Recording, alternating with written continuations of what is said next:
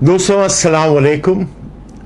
माजरत ख़्वाह हूँ, कुछ दिन आपसे तबादला ख्याल नहीं हो सका, लेकिन मेरी तबीयत सही नहीं थी। आज भी इस हाल में उठ के मैं ये बयान देना लाजमी समझ रहा हूँ कि आज बहुत बड़ा एक मसला पैदा हुआ है पाकिस्तान में, जो बहुत ही ख़तरे का हामिल भी और बायस भी बन सकता। दोस्तों, पाकिस्तान के बनाने से पहले मेरे दादा जो थे सर अब्दुल्ला हारून, वो पहले और आखिरी ऑल इंडिया मेमन फेडरेशन के सदर रहे और जिन्ना साहब ने उन पे जिम्मेदारी दी कि आप ज़्यादा से ज़्यादा लोगों को माहिल करें नए पाकिस्तान की तरफ। इत्तेफाक से अब्दुल्ला हारून 42 में मर गए और उनके बेटे यूसुफ हारून ने ये काम अपने कंधों पे उठाया। जेतपुर, बांटुआ, जामनगर, जहाँ जहाँ की भी आप नाम लें, मेमनों के पास गए और कहा कि बाबा आ जाएं पाकिस्तान, अब पाकिस्तान बनाना है। और बड़ी तादादों में ये लोग पाकिस्तान आए और उन्होंने पाकिस्तान की एक बहुत बड़ी तादाद में बिजनेसमैनों का सर्कल बनाया। यहाँ तक कि उन्होंने कहा कि यूसुफ हारून साहब, कराची में तो कोई स्टॉक एक्सचेंज भी नहीं है। तो यूसुफ हारून अपनी मेहनत से कुछ दोस्तों के साथ मिलकर स्टॉक एक्सचेंज को कायम किया और पहले सदर स्टॉक एक्सचेंज पाकिस्तान के यूसुफ हारून रहे। तो इदारा बनाने में भी, लोगों को ले आने में भी, पाकिस्तान पे खर्चा करने होते हुए, ये सारी बातें करते हुए हमने अपने खिदमात पाकिस्तान के लिए अंजाम दिए। अब सूरत हाल आज खतरे पे कैसे पहुंचा है? मेरे बहुत बहुत पुराने दोस्त, स्कूल के वक्त के सिराज कासिम तेली ने एक बयान दिया है। सबसे पहले तो उन्हें शाबाश है कि उनकी मुल्क की दर्द इतनी थी उनमें कि उन्होंने खुल के वो बातें की जो लोग करना नहीं चाहते, सुनना नहीं चाहते और घबराते हैं कहते हुए। मैं तो कई सालों से ये बातें कर रहा हूँ, बताते रह रहा हूँ, आप पाकिस्तान की इस हालात कर रहे हैं कि ये मुल्क बचे ना बचे, आप कर क्या रहे हैं। और आपसे मेरा मुराद वो था उन लोगों की तरफ जिनको पाकिस्तान को कायम करने में एक बहुत बड़ा अहम किरदार अदा करना था। अब आज इन्होंने एक टेप रिलीज की है। मेरे दोस्त ने जो हिम्मत की बातें की हैं, ज़रूरत है आपको ये बातें सारी सुनाने की। और मैं ये समझता हूँ कि अगर हमने इस पे तवज्जो ना दी तो आगे चल के मसले मसाइल जो पैदा होंगे उनकी कौन जिम्मेदार होगा, वो तो कह चुके हैं और आपको मैं कुछ उसके हिस्से सुनाना चाह रहा हूं। सबसे पहले तो उन्होंने ये कहा है कि हमने सारे पाकिस्तान, कराची के बिजनेसमैन को जमा किया और वहां ये बात हुई। उनका एक ब्रंच होता है, इत्तेफाक से आज मैं भी, मदऊ तो मैं हर महीने में ही होता हूं, लेकिन आज मुझे जाना यूं पड़ा कि कुछ अहबाब और दोस्त मेरे बाहर से तशरीफ लाए थे। तो मैंने कहा चलो, दोस्ती मेरी थी तो मुझे जाना पड़ा। वहाँ पे चैम्बर के प्रेसिडेंट ने भी तकरीर की और डिफरेंट बिजनेस एसोसिएशन के, ट्रेडिंग एसोसिएशन के जो लोग टॉप लाइनर आए हुए थे, उन्होंने भी अपने ख्यालात का इजहार किया। मैंने भी वहाँ कुछ कोशिश की कहने की। लबोलबाब ये है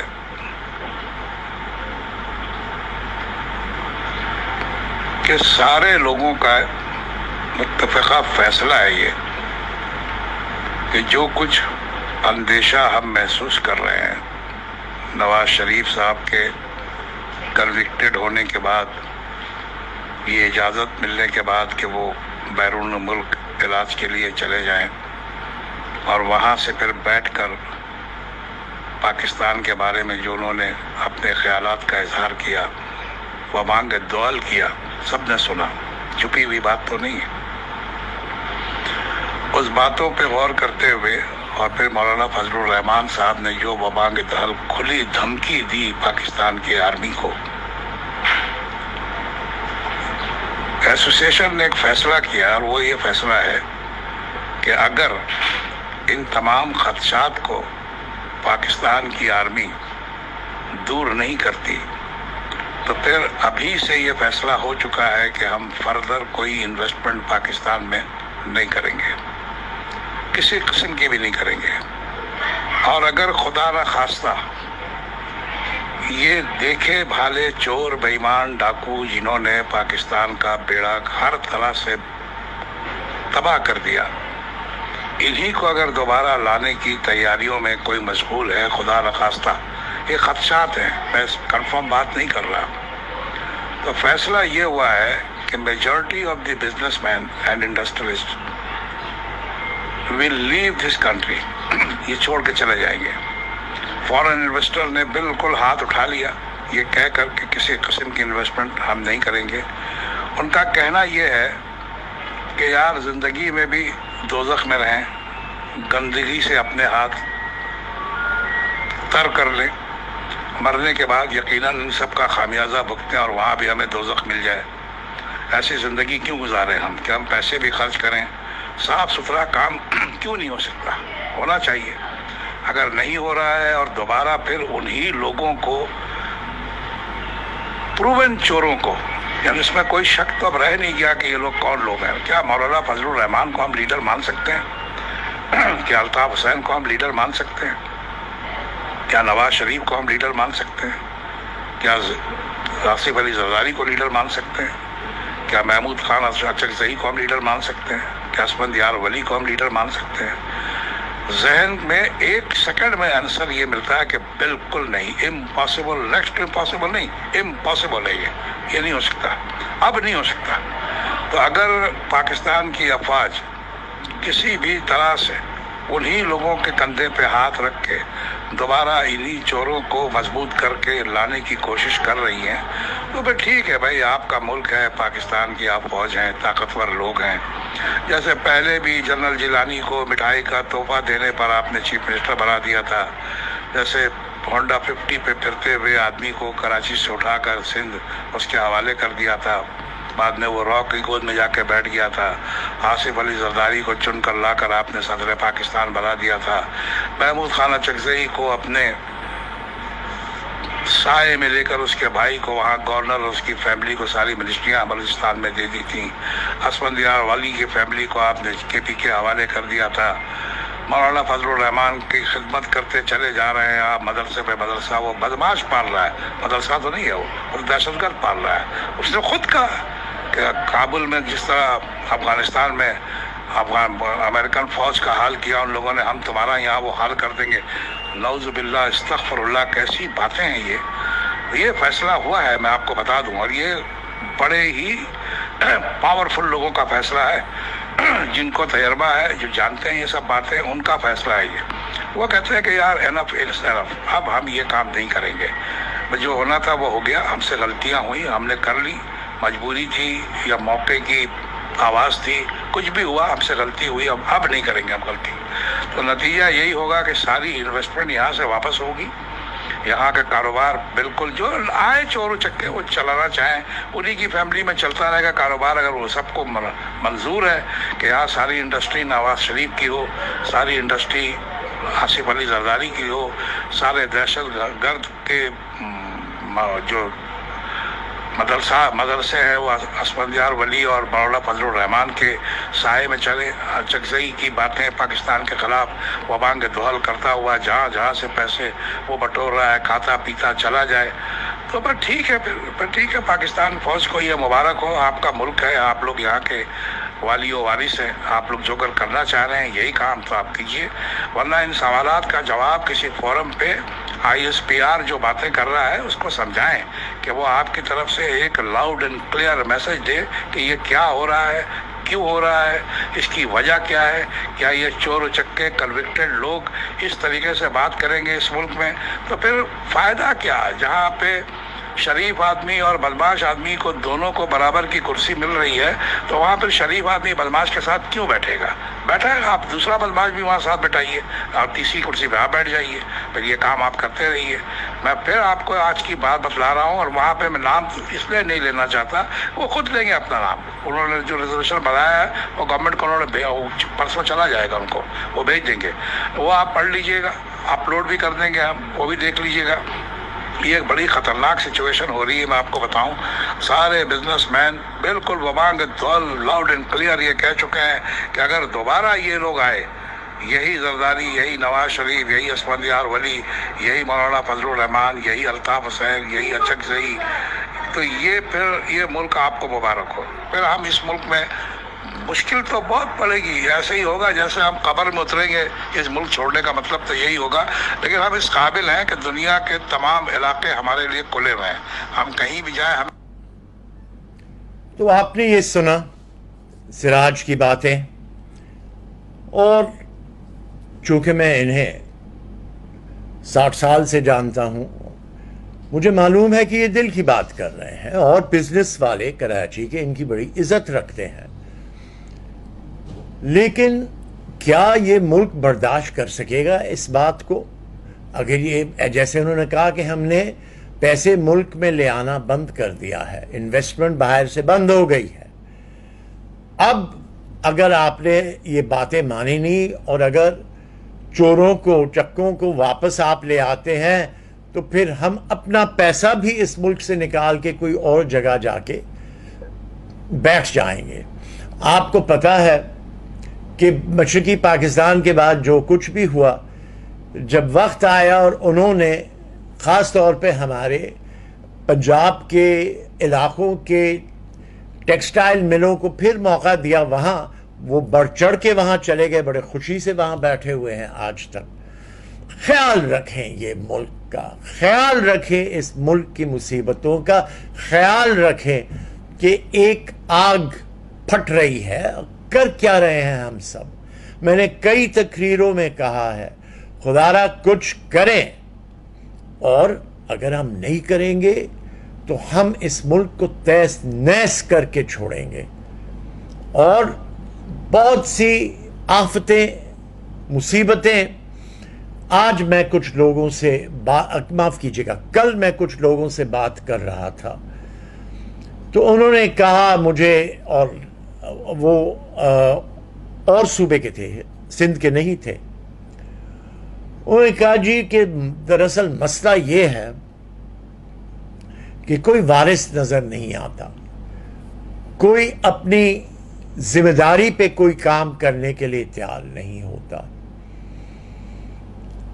ये बहुत बुरा हो गया है, ये और मजीद बुरा होता जाएगा।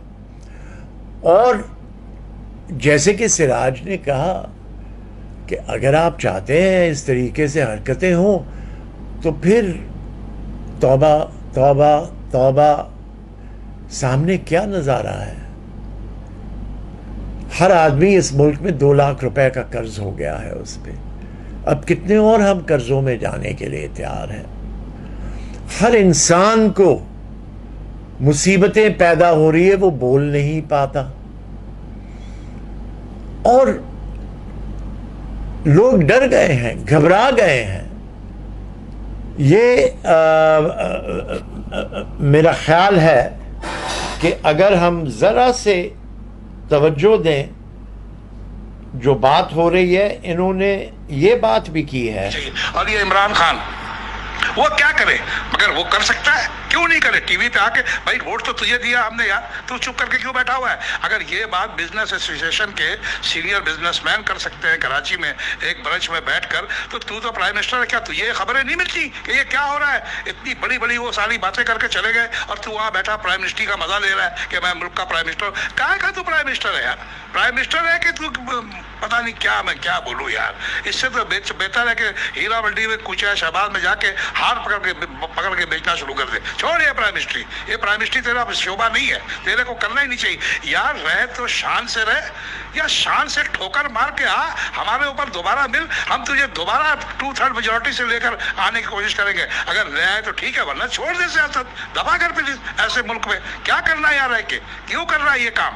मुल्क में मरे जा रहे हैं हम, मुल्क की मोहब्बत में गरशार हुए जा रहे हैं, और ये लोग हमें जलील करने पे एक स्टेप बाय स्टेप घुसेले जा रहे हैं, पड़ताल में जमीन में धसाए जा रहे हैं कि मर जाओ सालो तुम लोग, तुम्हारी मोहब्बत की टका वैल्यू नहीं है। वैल्यू तो वो है हमारे पास नवाज शरीफ का जो बैंक में पैसा है, जो उनका माल खजाना दुबई से आएगा, जो अमेरिका से जरदारी के नोट आएंगे, डॉलर आएंगे, उसमें हमारा शेयर है। तुम गरीबों का साथ देने से हमको क्या मिलेगा? ये भूल गए तुम लोग कि असल दौलत तो हम ही लोग हैं, ये गरीब ही तो असल दौलत है पाकिस्तान की।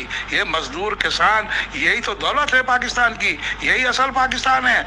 मगर अगर इनको तुम लोगों ने इग्नोर किया तो परवरदिगार तुमको कभी माफ नहीं करेगा। याद रखना, ऊपर भी एक ताकत बैठी हुई है, वो देख रही है बड़ी हर चीज को कि तुम लोग क्या कर रहे हो। ये नहीं करो, पोजीशन क्लियर करो, हमें समझाओ कि ये क्या हो रहा है।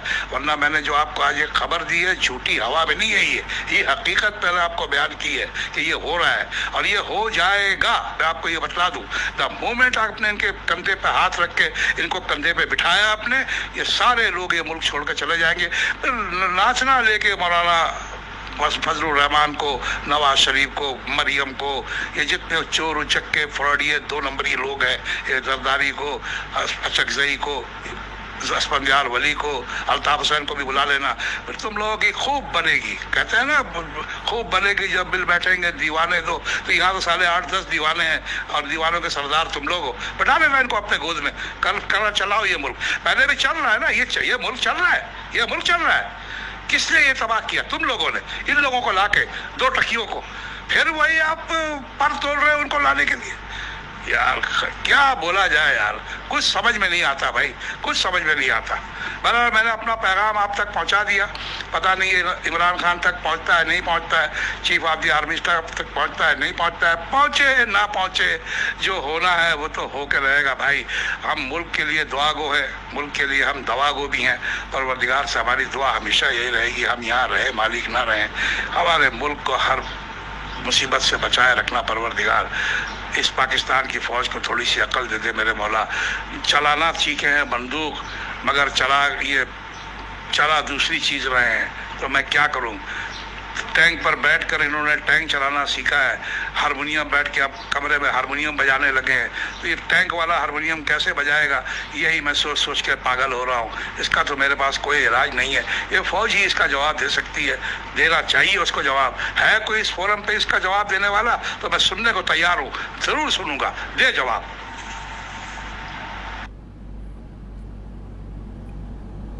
ये वो बगावत की बात है जो इंतहाई इश्क में पाकिस्तान के रहने वाले वासी, जिन्होंने हर कुछ यहां लगाया हुआ है, वो दे रहे हैं। अब आप सब सुनिए, जवाब तैयार करें, हालात सुधारें।